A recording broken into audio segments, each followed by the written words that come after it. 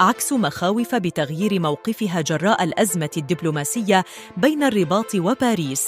أعربت فرنسا عن دعمها الكامل لمقترح الحكم الذاتي الذي قدمه المغرب لمنطقة الصحراء. سيد الرئيس، نحن نؤيد تسوية سياسية عادلة ودائمة ومقبولة للأطراف بحسب قرارات مجلس الأمن. ممثل فرنسا وعقب تصويت المجلس لصالح تمديد مهمة المينورسو قال إن دعم فرنسا للمقترح المغربي بمنح الحكم الذاتي للصحراء تاريخي وثابت وواضح، وقال إن الوقت قد حان للانطلاق به من أجل إيجاد حل نهائي للقضية.